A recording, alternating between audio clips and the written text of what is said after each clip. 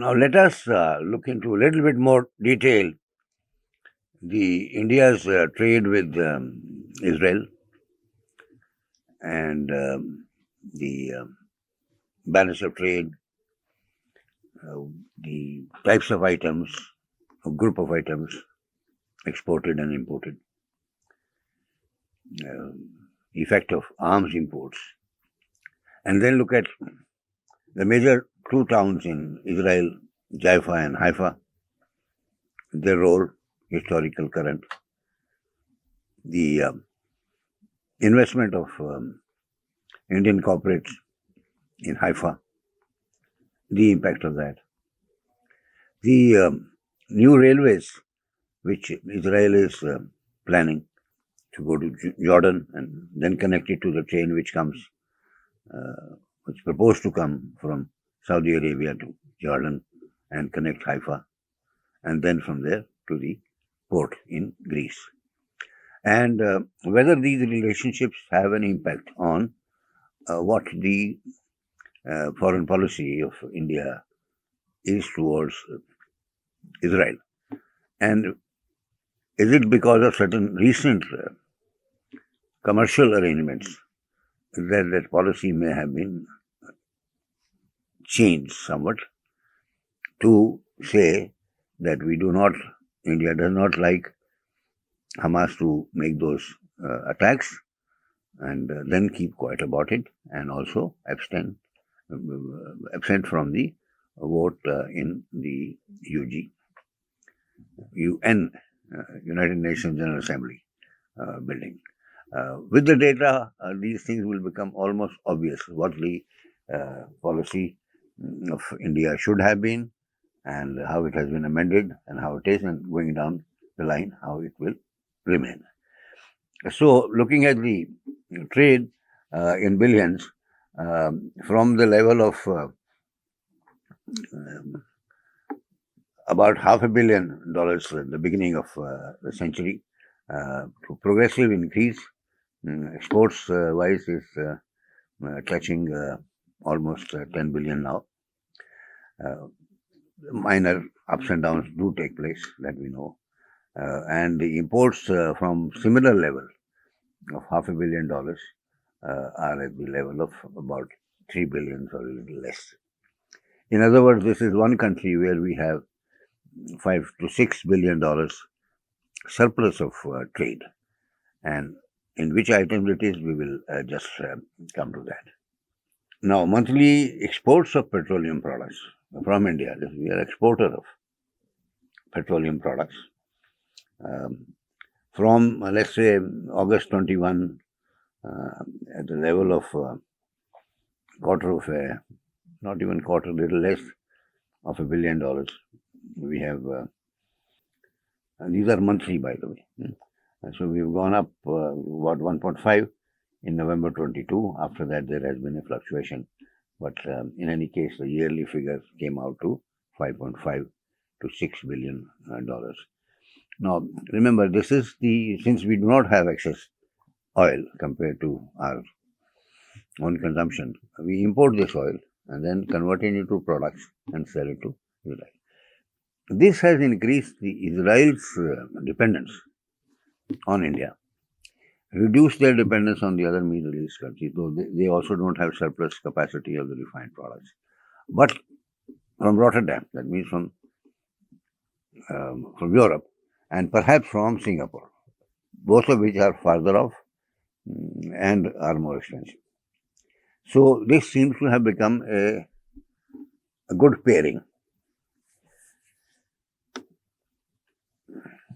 Assuming that India were to follow BDS and this export is not done, Israel will be in serious trouble.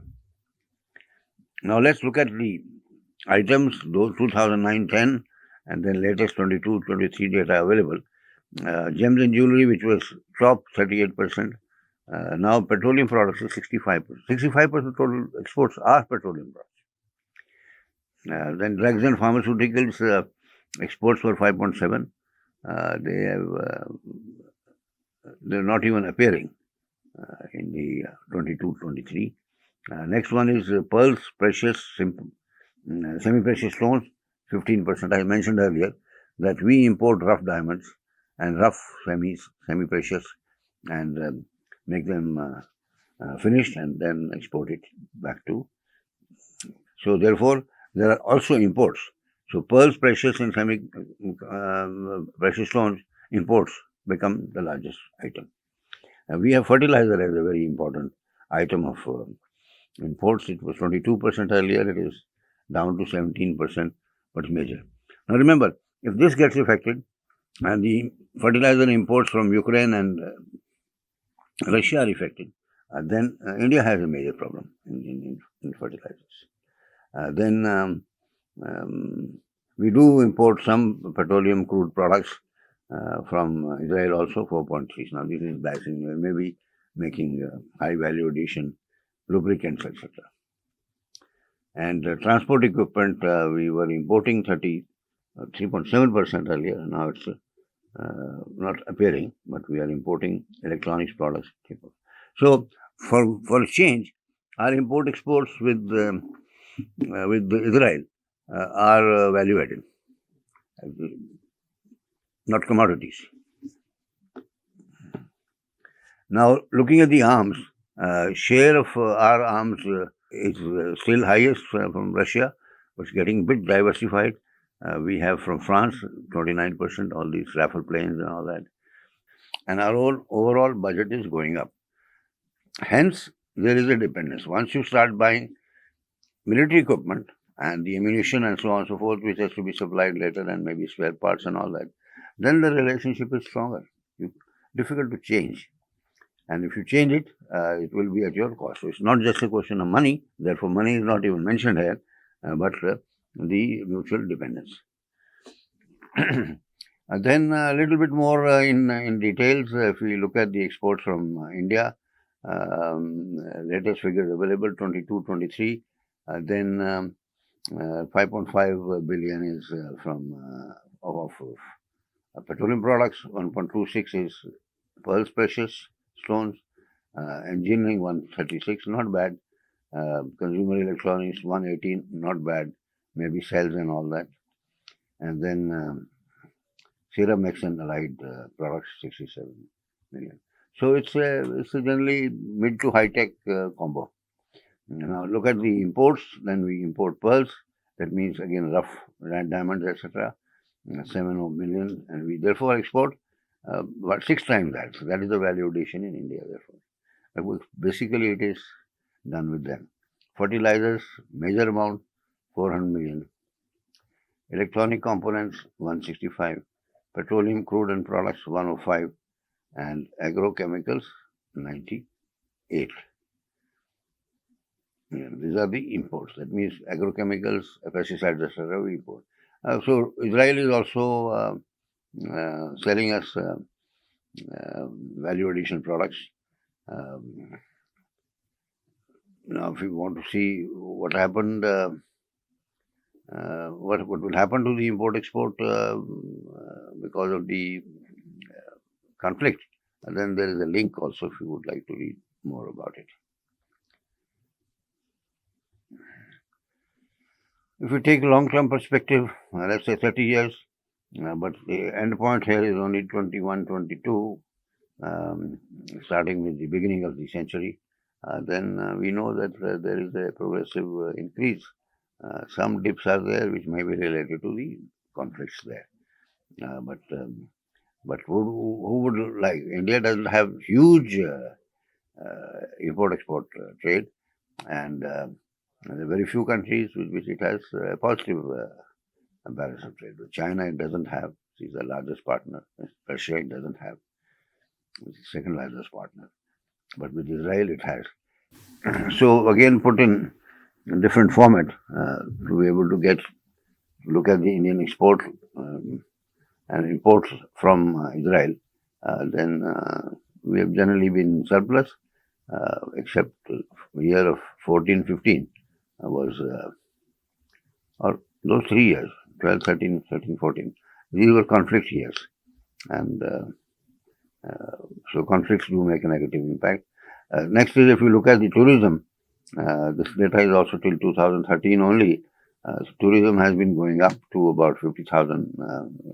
A lot of Indian students go there now to study. When the conflict has emerged, the calculation is that the 18,000 students of India are in Israel at that time.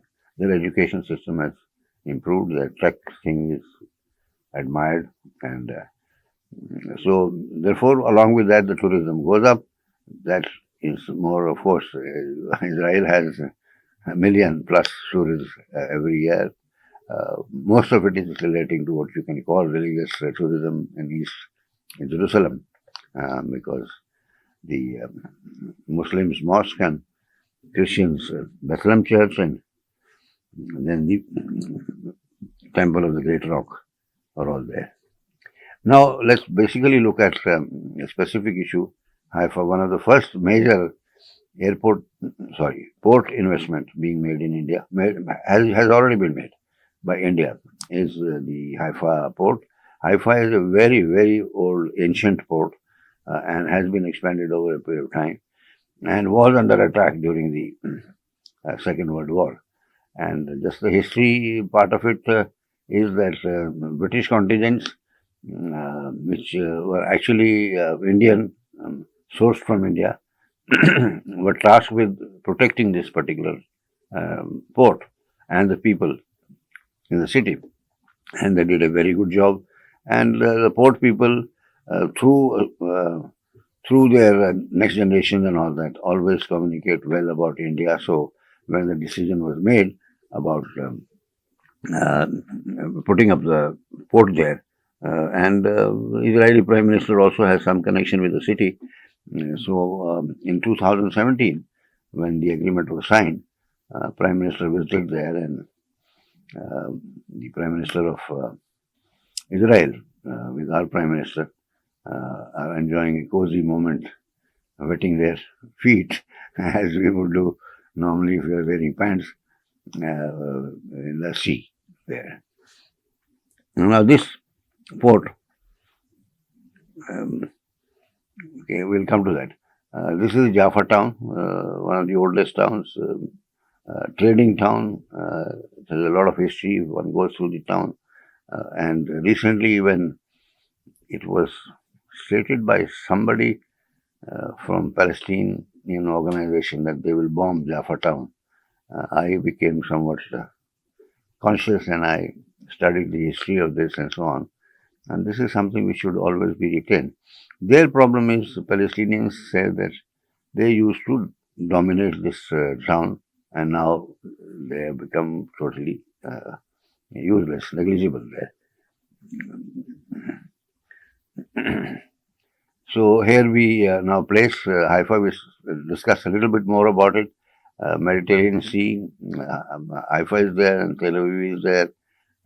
Ashdod is there. You may have heard in terms of the recent disturbances. And Ramla is the headquarters of the PLO.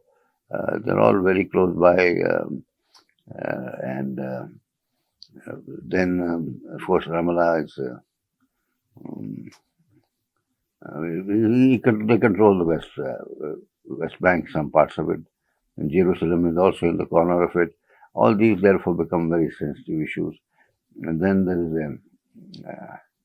a Lebanon boundary which starts. The famous town of Nazareth is there, and actually Haifa is towards that, but these are small distances actually. And then we have the Syria, and Syria, if it has to get involved in the Israeli conflict, then it'll have to come via the Lebanon. So basically, it is the same kind of organization, maybe Hezbollah. And then Amman is the capital of Jordan, and it used to take a lot of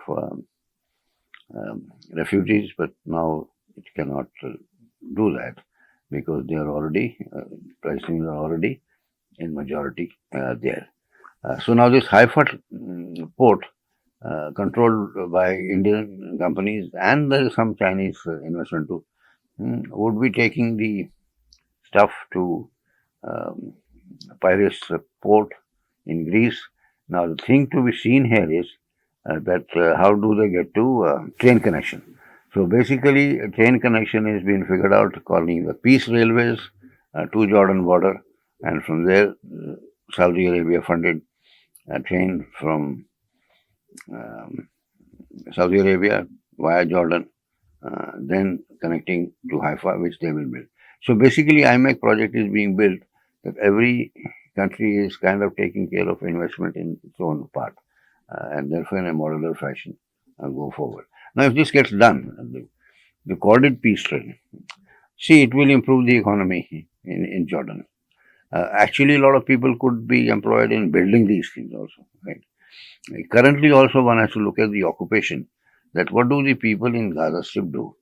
Most of them, they go for providing various services, menial, low-end drivers, and then ladies go as maids and so on. This particular disturbance means that their source of income is dried up. Therefore, the so-called GDP of Gaza Strip compresses. They used to have some of these remittances like that, plus the UN aid, plus aid, European aid also. Now, if that aid is not there, there is no money to live also, right? So, on one hand, the infrastructure gets destroyed. On the other hand, the sources of the money goes away. This is just a system map of the railway.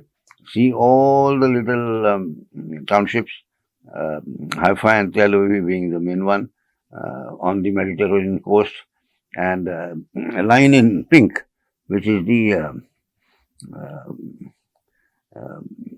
line we were talking about, the Peace Railway, right? And with different stations which are there, and that is what will bring it to the Haifa port, and so the stuff can be transported from there. So as far as the Israel part is concerned, the network is quite good, but as far as Palestinian part is concerned, the logistics network is quite bad.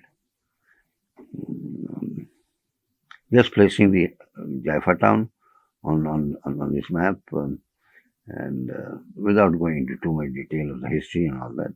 And below that is the Gaza Strip, which is just 30 odd kilometers. Here it gives you a slightly better perspective of the new proposed train from Haifa to Beit Shean in Jordan. And as you would notice, all of this goes through the Israel only, not in West Bank, and nothing to do with Lebanon. Though the Golan Height is quite close.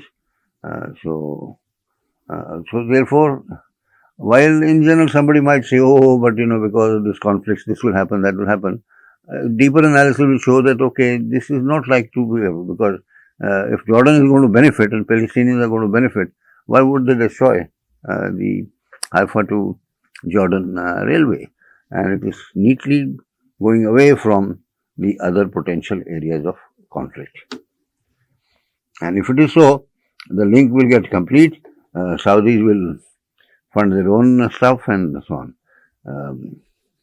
Then there is the Haifa Bay Persian Gulf Railway moves ahead. We can read more about it, but this is from this station that you can get to almost cross both the Jordan and Saudi Arabia. But if it is not, and some corresponding things have to be made, Saudi Arabia will take care of it. Hence, IMEC project is a high likelihood, and even if there is a conflict between Israel and Palestine. This is the peace train to Jordan border, and this is the old station of Hizaf. Wikipedia information is there. The reason it is mentioned is that in the early 1900s, Ottomans created, actually, not tried to create, a train from Damascus in Syria, which was under their control, to Medina, all the way. And however, there was a British spy there, later on called Lawrence of Arabia, who, along with, by making payment to Byzantines, and Byzantines were there, yes, Saudi Arabia as a kingdom or as a as a state was not there. Battalions were people who were generally going in sand and so on and so forth. Their part of the profession was looting passers-by and uh, pilgrims to Makkah Medina and to help out like mercenaries, in this case Lawrence of Arabia, to go and throw bombs or attract bombs. So for this Hazaf railway, in which a lot of Indian Muslims had also invested, private railway, Nizam had muftis and religious organizations, because it was going to Medina. But they blew up about 60 bridges of this Hazaf railway, and so by 1920 it was closed down. However, the track remained, and then it was bought by another company, which was under the British hands and so on. And few years it will work. But it is a very interesting, out of conflict, something like this happens. But most of that railway track is there. So it depends how the working out is done. But this railway track can still be utilized. So, in terms of logistics, what gets done has to be seen in the framework of 50 years, 100 years. The railways which were built in India, have lasted for 100 years plus. The bridges which were made and the tunnels which were made and all that at that time would have sounded that it is too much of an investment, but they remain. Now, same thing about, therefore, the IMEC project. There is a criticism that it may not work because of the conflict. So we are saying, let's analyze the conflict, let's analyze the details of where this logistics is, and then say it works or not. Hence, indication here is that there are the basic pieces of the puzzle in place. And US President, Indian Prime Minister, and Crown Prince of Saudi Arabia, others are promoting it. EU is willing to put in money in it. That was the old issue also. If you go back to Hijab Railway, how it was funded and who gave the. So Switzerland provided the locomotives, also provided the finance, and British provided something. No, they did not provide something. They provided dynamite to their spy to blow it all up. So with this, we would close this portion. That unfortunate conflict is there. In the end, they get sorted out, or at least cooled down, and they will. We hope that they will go for a permanent peace. But the possibility is less because dozens of peace accords earlier have not meant anything. So basically, unless the trust is built up, confidence is built up, that one or the other party will not hurt each other. Israel also is basically saying they should recognize our existence. They have not. Hamas says, first item in the document which set it up, saying that we will destroy Israel and the Jewish homeland. And then how things will work out, because after all, they are in control. And this is what we talk about, is whether trade gets affected or whether human infrastructure gets affected. If Hajaz railway, when Ottomans were going towards the decline, were in power, that this would be short-circuited. So we will hope it, and separately maybe discuss about this single nation, two nations. Basically, single nation means that there is one country where both the communities live, along with the Christians. If you really ask some people who are in the know, and informally, they say Israel would have done it, but Israel is afraid that because of the higher reproduction rate of the Muslims in general and Palestinians, because they have nothing else to do, that they will soon become majority, just like they become majority in Jordan also. And hence it will become a Muslim state. So that is the reason they are not keen for a single state thing. Now, obviously, those who are talking about peace, those who are talking about uh, finding some compromise formula, uh, think that unless Israel treats them as equal citizens, nothing is workable. And Israel is unnecessarily putting. Israel says that we have already made these boundaries and security fences are there and all that. That portion should remain where settlement should not be disturbed. Other things we are willing to discuss. Now there are about 700,000, again, that's a fancy number applying to everything. 700,000 or so uh, persons who have done settlement in the West Bank and Gaza area. West Bank area, not Gaza area. Gaza is purely Palestinian.